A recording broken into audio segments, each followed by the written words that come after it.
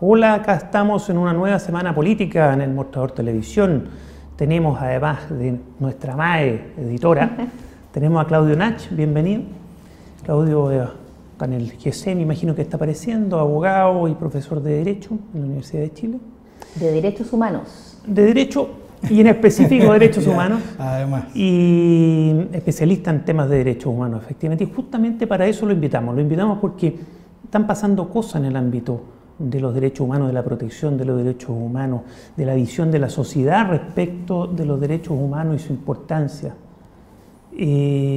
Claudio, hablemos un poquito de la Corte Suprema, las últimas decisiones de la Corte Suprema que dejan en libertad a presos, a condenados por delitos de lesa humanidad, habiendo cumplido formalmente los requisitos que cualquier delincuente que los cumple puede acceder a ellos, requisitos de libertad pasado la mitad de la condena cumplida con buena conducta, Y le dieron a estos 7 condenados ese beneficio, lo que hizo que crujiera todo, porque son iguales los derechos humanos y la violación de los derechos humanos que un delito común, por grave que sea.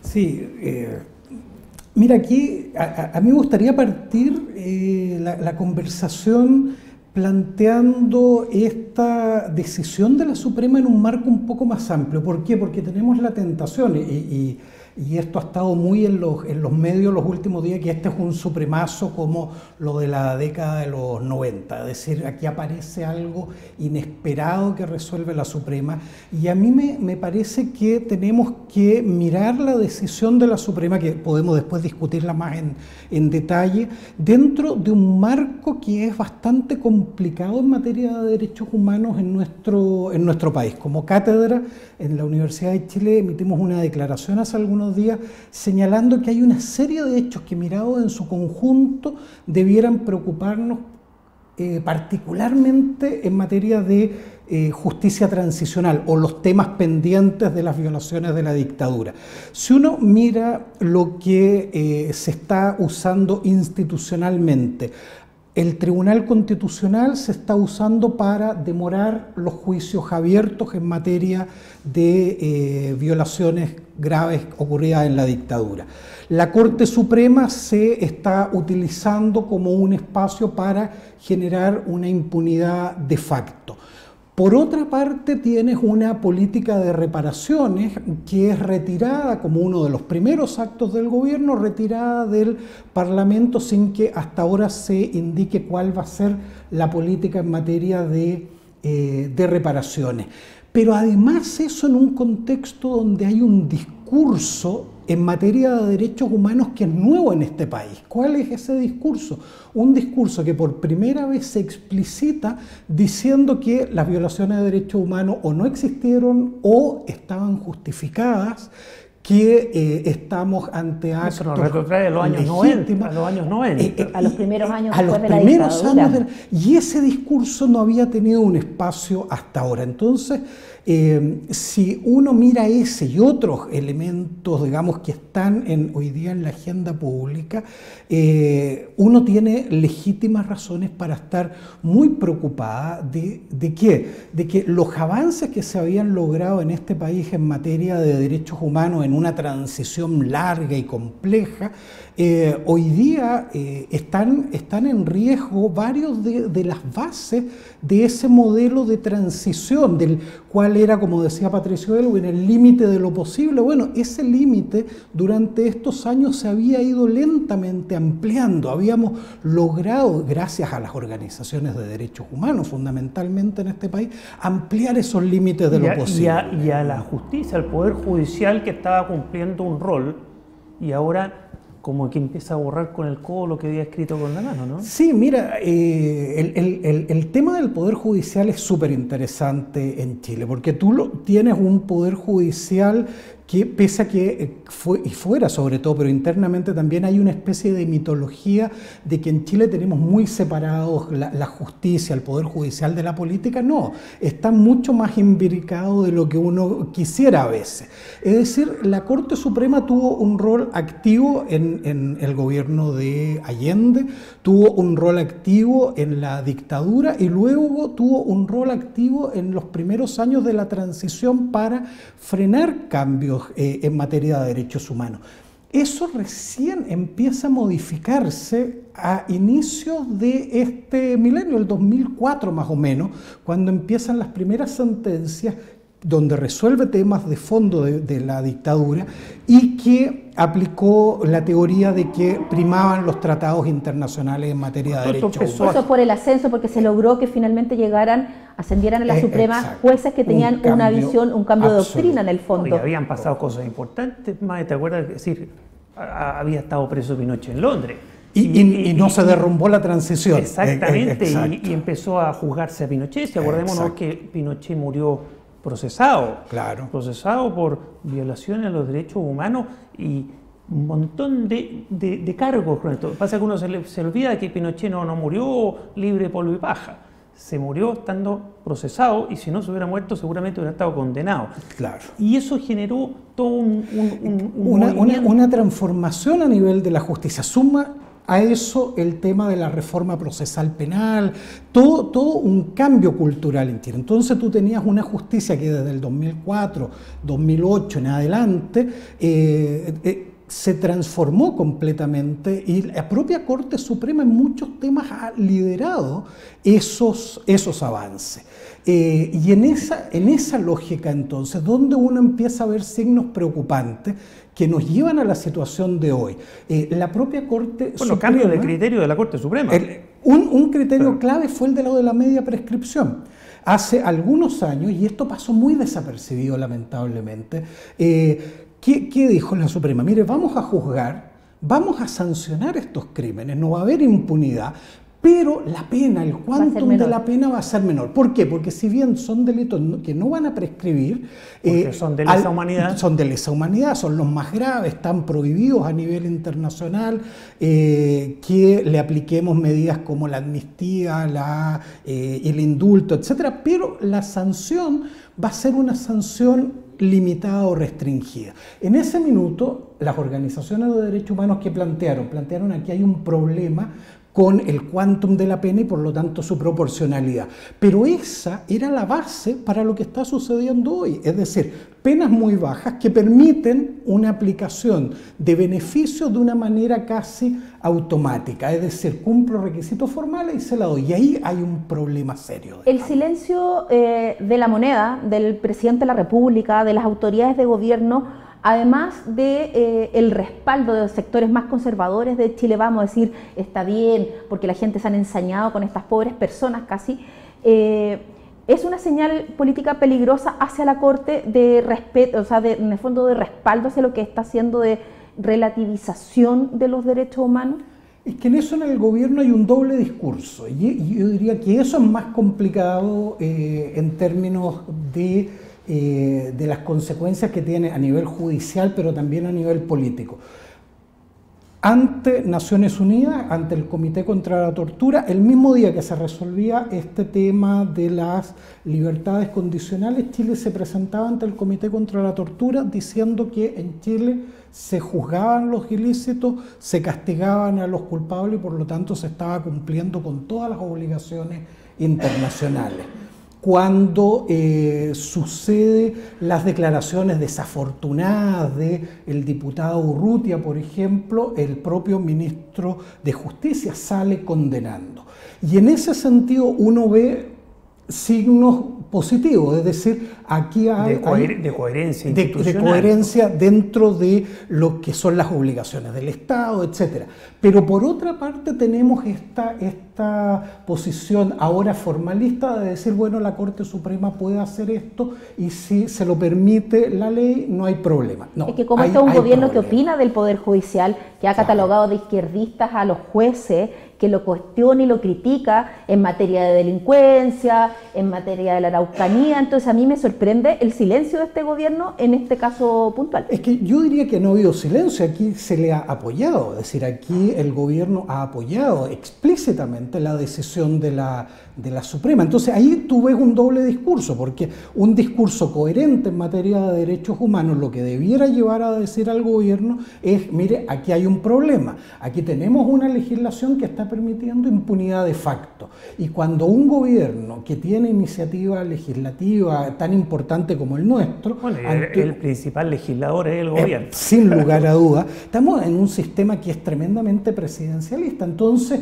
aquí los silencios, las omisiones dicen mucho. Y lo que uno esperaría, ¿qué es?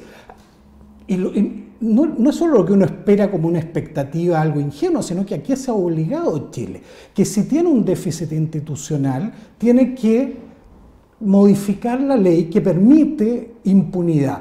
Y además la Corte Suprema, y esto la Corte Interamericana se lo ha dicho a Chile en reiteradas oportunidades, tiene que hacer lo que la Corte Interamericana llama un control de convencionalidad. ¿Qué es eso? Muy simple, cumplir con sus obligaciones y por lo tanto, si su legislación debe ser leída de forma tal que sea compatible con los compromisos internacionales.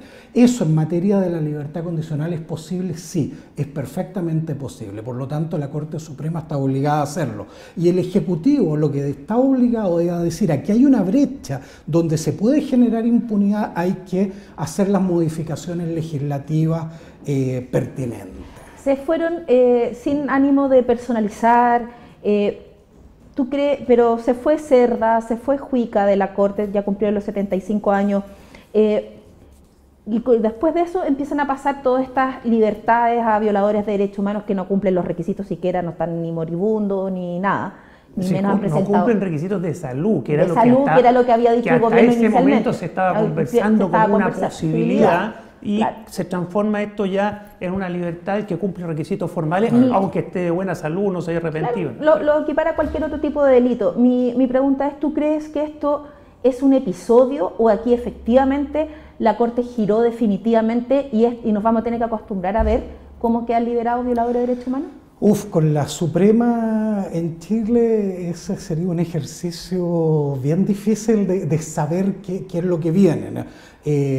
Aquí puede cambiar mañana de posición y no necesita darle explicaciones a nadie. Entonces yo apostaría esta vez por eso. Mi apuesta es porque hay un cambio. Porque hay un cambio, sobre todo porque ahora viene renovación de muchos ministros que se están jubilando, algunos con una sensibilidad más progresista, podríamos decir, y los va a reemplazar este gobierno, y este gobierno ya puso una persona muy de derecha en la Corte Suprema, que es la señora Vivanco, y va a seguir reemplazando. Dicen que hay acuerdos políticos para que la otra gente no sea tan de derecha, pero la verdad es que le toca a este gobierno, y esta tesis de liberar a los condenados por derechos humanos no le incomoda a este gobierno. Este es un gobierno de derecha que tiene compromisos con los exmilitares, tiene compromisos que si no los cumple con una iniciativa legislativa, pucha, que le queda cómodo, es como sacar las castañas con la mano al gato, que la Corte Suprema le...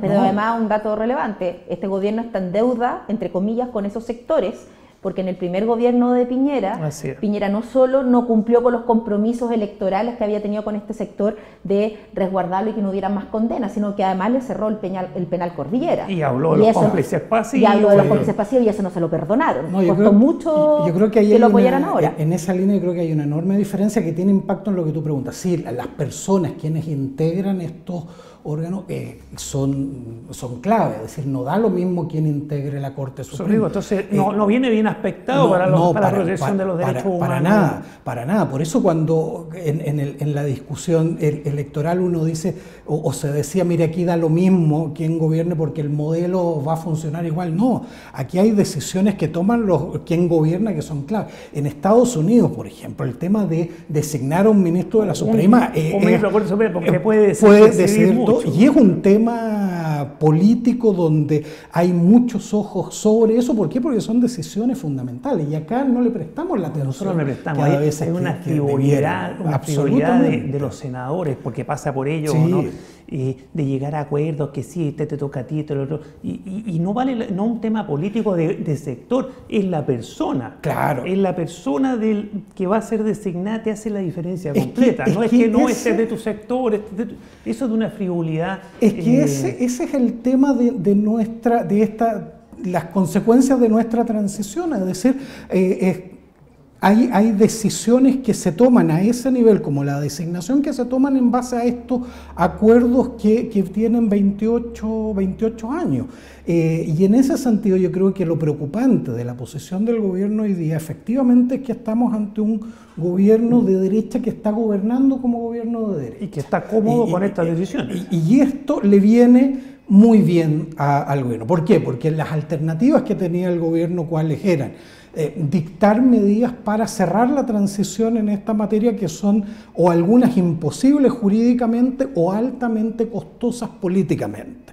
Y aquí tiene una salida donde el costo lo paga la Corte Suprema y el gobierno lo único que tiene que hacer es mirar de lejos y no mover el escenario. Y seguir nombrando ministros que van a estar en una postura parecida. Que el ministro Larraín en su minuto lo anunció, dijo aquí hay que netear, es decir, aquí hay que tener un sistema que nos deje a todos satisfechos. ¿Tú le ves viabilidad o solo va a ser un saludo a la bandera a esta idea de sectores de la oposición de acusar constitucionalmente a los ministros de la Corte Suprema, a los miembros de la Sala Penal que han liderado estos violadores de derechos humanos?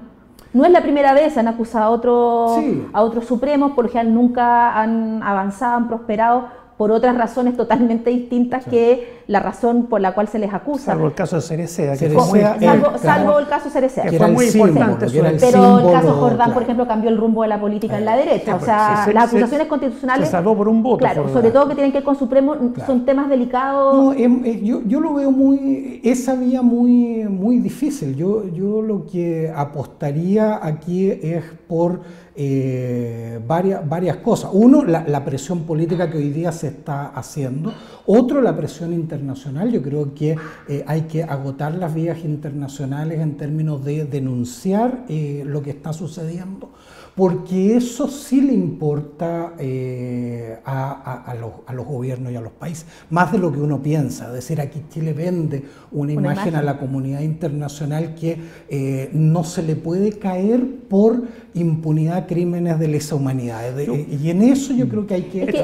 hay una dicotomía ahí porque eso hacia afuera es sumamente importante, pero aquí adentro parece que no lo fuera y se relativiza totalmente. Es parte de ese juego esquizofrénico, ¿no? De la política, ¿no? Oye, Claudio, para que vayamos cerrando, dos cosas.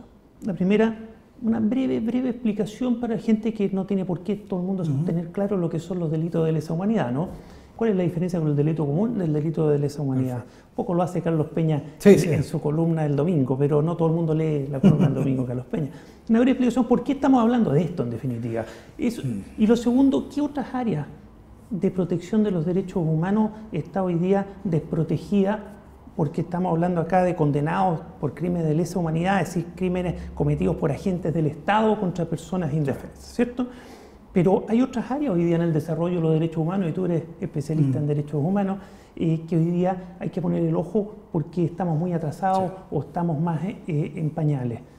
Lo primero, a ver, derechos humanos. ¿Por qué eso endolmina los derechos humanos? Porque hay que ponerle el foco, porque una democracia tiene que ocuparse de la protección de los derechos. Mira, en dos líneas, en 280 caracteres. Los derechos humanos, ¿qué son? Hoy día son el acuerdo básico, el mínimo en términos de cómo vamos a limitar el poder. El poder está en el Estado, hay cierto acuerdo de que hay mínimos que ese Estado debe respetar para que su actividad sea legítima. Frente a esos mínimos hay ciertos actos que constituyen violaciones de derechos humanos. El punto está es que hay actos que se dan en un cierto contexto, es decir, cuando hay un grupo que se organiza para atacar a la población civil y de una manera sistemática o masiva, afecta los derechos de un cierto grupo. ¿Cuáles derechos? El de la vida, la integridad personal, la libertad sexual, la vía desaparición forzada, pero que esos actos se dan en este contexto. Es decir, hay tortura, hay asesinato, hay desapariciones forzadas y se dan en el contexto de una organización, de un grupo que se organiza para llevar adelante eso. Eso la humanidad ha dicho, mire, eso es intolerable. Son los crímenes más graves, junto con los crímenes de guerra, junto con el genocidio, los crímenes de lesa humanidad son los más graves. ¿Cuál es la consecuencia de eso? La consecuencia es que la humanidad está interesada en que esos crímenes se sancionen. Por lo tanto, los estados tienen que sancionar a los criminales de lesa humanidad, y si no lo sanciona el Estado, lo interesante es que hay organismos internacionales que pueden hacerlo, o si no, cualquier otro Estado puede hacerlo. ¿Por qué? Porque no le interesa a un Estado, el tema de Pinochet, sino que a todos. Pinochet me estaba acordando de Pinochet, y aquí cómo se rasgaron vestiduras con la soberanía, claro. Bueno, y la violación de la soberanía. Ese era un caso de manual, digamos, donde ahí había una jurisdicción que se llama universal. Toda la humanidad está interesada. Por eso es que la faceta internacional de esto es clave, porque aquí la humanidad en su conjunto está preocupada de esto. ¿Qué pasa en este caso? Esos crímenes deben ser sancionados, debe haber proporcionalidad en la sanción, y además esa sanción proporcional se tiene que cumplir. El punto está en que entonces cualquier medida que se tome que impida que eso se cumpla puede generar situaciones de impunidad. Y ahí es donde hay que mirar entonces cada caso concreto. Beneficios, y en esto quiero ser muy claro, beneficios como como el de la libertad condicional, ¿están prohibidos? No, no están prohibidos, pero hay condiciones por el derecho internacional. La humanidad ha dicho, mire, sí, en ciertos casos usted va a poder rebajar la pena, pero como esto es tan grave, usted tiene que cumplir ciertos requisitos. Tiene que haber arrepentimiento, tiene que haber colaboración, hay que escuchar a las víctimas, etc. Tiene que haber un mínimo de cumplimiento.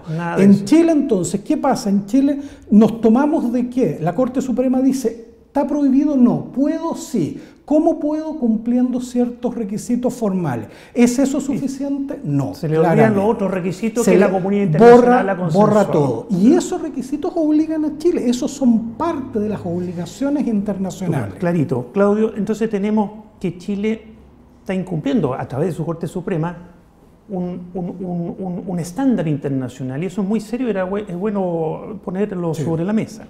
Y se trata de violadores de derechos humanos en la cosa más brutal, gente que mató a otra, torturó y mató a otra, hizo desaparecer a otra, claro. Y se le está dando un beneficio que no le debería corresponder de acuerdo al derecho internacional. Agentes del Estado que mataron ciudadanos, aprovechando el poder todo que el te da aparato del Estado. Claro. ¿Qué otro ámbito, porque eso es como ya de manual, como dices tú, son clásico? No debiéramos discutirlo aquí. Exacto. O sea, que lo estemos discutiendo a esta altura en 2018. Es una vergüenza. Eso quería, increíble. Uniéndolo de no hay un retroceso, porque yo me acuerdo reportando hace un par de años atrás, se suponía que estábamos en los derechos humanos de segunda generación, y de tercera generación, claro. Y hemos retrocedido, estamos a 45 años del golpe, y seguimos discutiendo y sigue habiendo gente, además, que encuentra que lo que sucedió con la Corte Suprema está bien. Es lo correcto, porque había ensañamiento con estas pobres personas. Entonces, ¿dónde ha estado el punto flaco, el flanco de esta sociedad en el fondo al respecto? Que estemos a estas alturas discutiendo de estos derechos humanos tan básicos y no estemos abocados a los que deberíamos estar, que son los de segunda y tercera generación, para evolucionar como sociedad. El derecho a los consumidores hoy día es considerado un derecho humano de tercera generación. Pero todo eso, oye, llegar a eso cuando falta el de la primera, lo básico, que es la protección de la vida, ¿no? Yo comparto con ustedes aquí, esto es una vergüenza que lo estemos discutiendo, y segundo, es un retroceso, y en eso no hay duda. Ahora, tú me preguntabas dónde están los temas. Para que vayamos terminando, vamos a tener que hacer otra conversación. Yo lo dejaría solo planteado para esa futura, cuando ustedes quieran lo conversamos, que tiene que ver con las violaciones estructurales de derechos humanos. Una cosa son, como tú lo planteabas muy bien al comienzo, unas son las violaciones masivas y sistemáticas, las de las dictaduras, las de los gobiernos totalitarios, etc. Otras son aquellas que tienen un elemento estructural. ¿Qué quiere decir eso? Hay grupos colectivos que sus derechos se violan porque hay una institucionalidad, hay elementos culturales que facilitan, permiten y fomentan las violaciones de derechos humanos de ciertos grupos. Ahí, a nivel comparado, si uno mira la región, si uno mira incluso el sistema europeo, ahí están los énfasis hace 18 años. Lo increíble es que nosotros, si bien hemos avanzado algo en esos temas, volvamos a estar discutiendo los temas más básicos. Ahí tenemos un problema como pedagogía en materia de derechos humanos, y yo me hago cargo en la universidad, tendremos que trabajar mucho en eso. Tiene que ver con la clase política, en fin, hay muchas explicaciones, pero para que termino, pon el foco rápidamente en dos de lo que hoy día el tema estructural, que es donde estamos hoy día flaqueando, hay que ponerle atención. Son los temas que han estado en la prensa increíblemente, pero no siempre los enfocamos desde derechos humanos. ¿Quiénes están en esta situación? Violencia contra la mujer. ¿Sí? Los temas de acoso sexual, violencia sexual, enfoquémoslo como violación de derechos humanos. La situación de la población migrante, la situación de grupos LGTBI, pueblos indígenas, los niños y adolescentes, ¿no? Privados de libertad. Es decir, tú tienes hoy día los grandes temas, el desafío es que los miremos como temas de violaciones de derechos humanos. Cuando los miramos como violaciones de derechos humanos, como afectaciones de derechos humanos, podemos empezar a encontrar algunas salidas. Si invisibilizamos que esas son violaciones de derechos humanos, no tenemos por dónde. Claudio, gracias por venir a conversar con nosotros. Gracias, Mae. Nos vemos la próxima semana con una nueva Semana Política. Chao. Muchas gracias.